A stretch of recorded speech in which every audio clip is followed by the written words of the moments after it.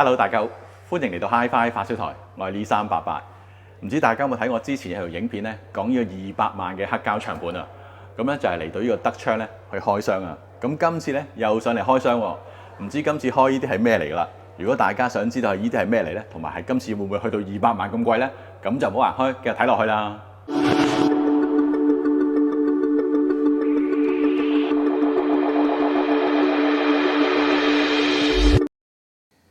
今次咧同大家開箱，全部都係瑞士直送到香港啊！就係呢個 Audio Consulting 啊！而咁多個箱裏邊咧，包括咗有一部後級同一對喇叭，而今次咧就冇200萬咁貴。咁至於 Audio Consulting 呢間廠嘅來歷咧，之前影片咧都有介紹過，咁大家咧都可以睇翻啊！先同大家開箱呢部後級，型號係呢個 Meteor MIPA。除咗呢個主機咧，仲有一個分體電源。而呢個分體電源咧，最特別嘅地方咧就係個電池供電啊！咁啊，通常聽到電池供電嘅後級咧，一定會問夠唔夠力啊！咁我陣間聽咗先話俾大家知。呢部後級咧，主機嘅外觀都好特別啊，係用咗一整件嘅木頭咧，經呢個 CNC 製作出嚟嘅，係一個咧鵝蛋型嘅外殼啊！咁啊，做到咁流線型咧，可以減少外殼咧受到一個聲波震動影響啊！咁至於外邊嘅光滑嘅表面咧，全部都係瑞士人手打磨出嚟嘅。咁另外機殼底部咧有一個金屬支架，下邊咧仲有特製嘅機腳咧嚟減震啊。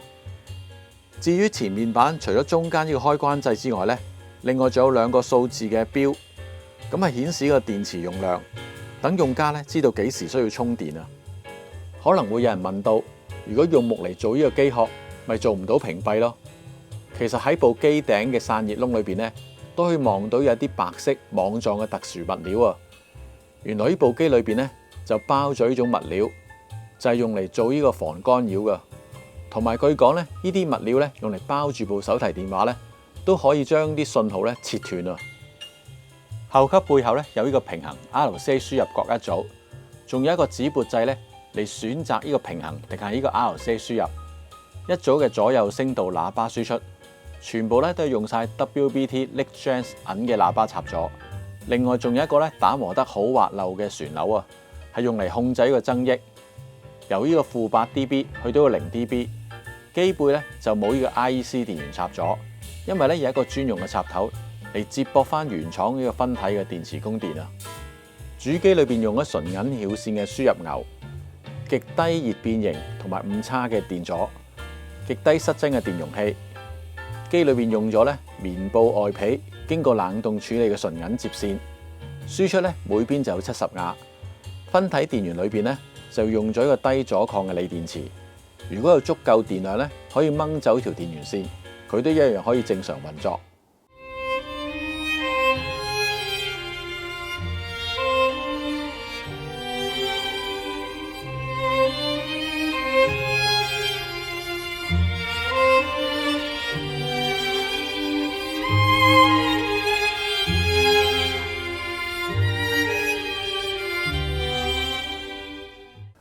好啦，輪到今次另一個主角啦，就係呢個 Audio Consulting 呢對 Rubinoid 2.0嘅喇叭。喺2005年咧 ，Audio Consulting 咧已經推出咗佢嘅 Rubinoid 嘅第一版嘅喇叭。咁啊，經過多年嘅深入研究同埋改進咧，喺2023年咧正式推出呢一對3路3單元外置分音器嘅 Rubinoid 2.0嘅喇叭。大家見到呢個好奇特嘅中音單元咧，就係叫做 Rubinoid。好多年前咧，有一位法國嘅工程師咧，花咗20年嘅時間研發㗎。咁呢個單元咧，睇落去好似好簡單，但係要真正做出嚟咧，就相當之困難啦。而呢個單元咧有唔少嘅好處，例如頻寬好闊啦，冇傳統單元嘅懸掛系統啊，所以聲音咧出嚟更加自然啊。咁另外咧，發聲面積夠大，好似個單元咧正面咧就有0.12嘅平方米啊。咁啊，大致咧相等於4個8寸單元嘅面積啊。所以傳送出嚟嘅能量感咧都好足夠啊！而且發聲咧唔係用呢個壓力去擠壓空氣嚟發聲啊，係用呢個速度模式㗎。而 Audio Consulting 咧進一步研發呢個單元啊，由以往咧單面發聲，到今日咧成為雙面前後發聲啊。而將呢個低頻咧由呢個200 Hz 咧推展去到呢個100 Hz，更加可以生產製作。咁另外咧仲有一個好處咧就係靈敏度咧最高去到103個 dB 啊！就算用好細瓦嘅膽機嚟推咧都冇問題啊。咁啊當然啦，要製作呢個單元咧都唔簡單㗎。咁啊除咗中心嘅磁力驅動系統之外咧，最大難度咧就係揾前後振膜嘅物料啊。咁啊首先咧唔想用呢個塑膠物料，怕會影響到啲聲音，令到佢唔夠自然啊。咁啊最後咧決定用呢個紙啊，不過要做到唔易變形，可以防潮，仲要有足夠嘅煙韌度咧，絕對唔易啊。所以花咗2年時間咧，試過無數唔同嘅紙張，最後咧揾到呢個咧，就算浸喺水度咧都唔會變形嘅紙啊。咁啊據講呢種紙咧喺德國咧用嚟畫地圖用嘅，就算打仗嗰時咧都唔會咁易爛啊。咁啊第二個難題咧就要揾一個配合呢對單元嘅低音單元啦。最後揾到呢個咧12寸嘅指振膜嘅低音單元，唔止物料上高相近啊，而且個反應速度都夠快，靈敏度又夠高，所以最後咧整對喇叭嘅靈敏度咧有98個 dB， 而低音聲箱咧更加係呢個全輸線嘅聲箱設計，令到低頻嘅滾降咧更加線性。仲有組裝喺兩側邊咧就係呢個 AMT 嘅超高音單元啊，咁同樣咧都係以雙面發聲嘅設計。咁啊，所以將呢對喇叭咧變成呢個3路3單元。咁啊，當然啦，都唔好忘記佢呢個咧外置式嘅分音器啊。咁裏邊咧包括有呢個環形濾波嘅壓流圈、訂製嘅油浸電容同埋銀電極嘅電容。咁另外咧，全部都係用晒 WBT Lick Gen 嘅銀嘅喇叭插啊。彩月的月斜照在大地上，暗淡的心沒有一點點光彩，不知去向的腳步，迷失在明亮的街頭。咁啊，上次咧喺度同大家開完箱啦，咁啊等啲機煲熟咗之後，今日再翻嚟聽一聽啦。咁啊，上次咧就呢個喇叭開咗箱啦，同埋呢部後級。咁當時我都話呢部後級咧係一個電池供電啊，咁啊每邊咧就輸出70瓦嘅。咁嗰陣時我都覺得咧會唔會唔夠力啊？咁啊，今日咧喺度親身聽過啦，咁我發覺咧，如果唔講俾大家聽係電池供電咧，你完全感覺唔到係電池供電啊。咁同埋啲聲音好乾淨啊。咁啊頭先咧我就試咗呢張咧 Bone Viva 張碟啊，咁啊發覺咧推動力係相當之夠啊。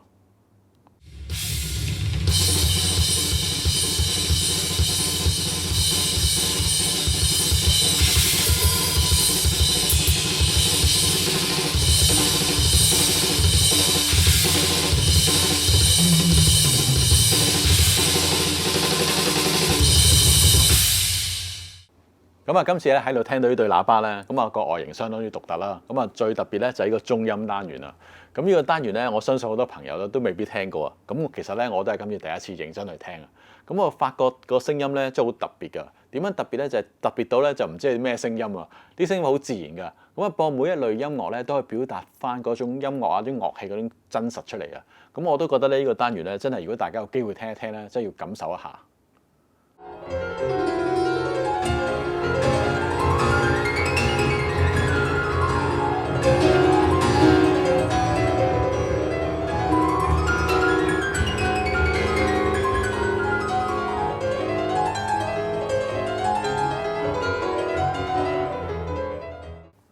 咁啊，其實見到呢個中音單元咧，相當之獨特啦。咁其實前面呢個咧係個指嘅單元嚟嘅。咁呢個咧最主要咧就幫助擴散啦。咁我喺度實際聽到咧個擴散都相當之好啊。咁啊嗰個感覺咧係完全可以將對喇叭去消失咗喺面前嘅感覺啊。咁同埋另一樣嘢咧，咁啊見到個單元咧，雖然佢嘅高音啊、中音同低音咧係好似唔同啊，咁但係我覺得個連貫性都做得相當之好啊。咁同埋咧嗰個速度感咧都有一種好快嘅感覺啊。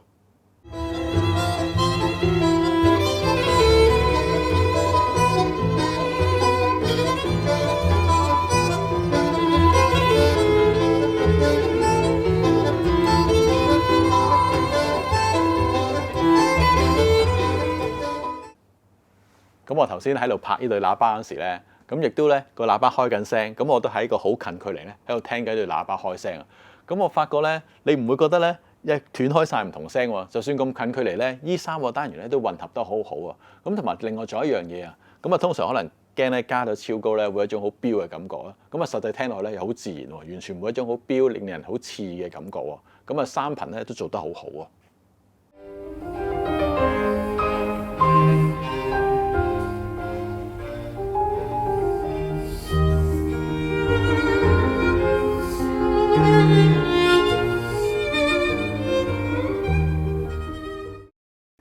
咁啊，點去形容呢對喇叭嘅聲音呢？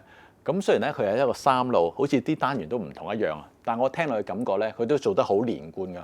咁啊，聲音好自然㗎。咁同埋咧，好夠通透感得嚟咧，亦都夠厚度啊。咁同埋播啲嘢咧，都相當之像真㗎。咁有一種好有現場感嘅感覺啊。咁啊，特別咧頭先我聽嗰張黑膠咧，係一個現場嘅錄音啊，真係咧好似帶到我哋去到個現場嗰個感覺啊。咁同埋咧，聽到個低音咧，啲速度感咧都相當之快啊，都可以追到個中音啊同埋高音單元啊。咁呢個咧亦都係我好欣賞嘅地方。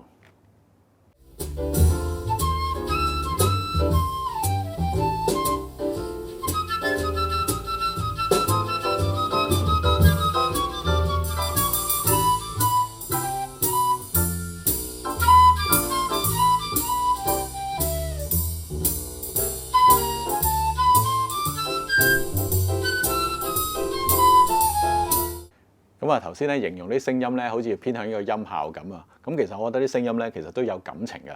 咁好似啱啱聽咗呢張咧女聲啊，呢個張國榮 Margaret 張呢張大得順啊。咁啊裏邊咧聽一首破曉啊。咁我發覺咧真係嗰個人聲嘅感情咧，真係出晒嚟啊，完全冇一種隔我嘅感覺啊。咁同埋咧之前我都有訪問過佢啊嘛。咁我今次喺度聽咧，我真係覺得咧好似聽翻佢當日嗰種聲音啊，都像真度都相當之高啊。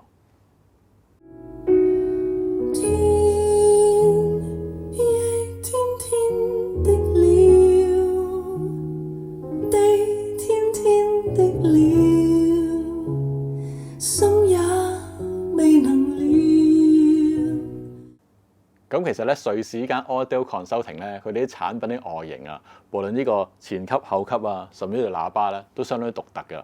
咁佢哋有佢哋設計嗰個方法啦。好似今次呢對喇叭咧，我今次親身喺度聽過之後咧，我先知道佢個聲音係相當之獨特，未必係一般喇叭可以感受得到㗎。嗰種自然感覺咧，令你好快、好輕鬆咧，就投入到音樂啊。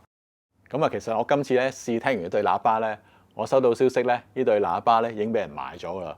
咁啊，唔知幾時會送走，咁啊睇下大家有冇緣分親身去感受下呢對喇叭嘅聲音啦。咁啊，希望大家好運啦。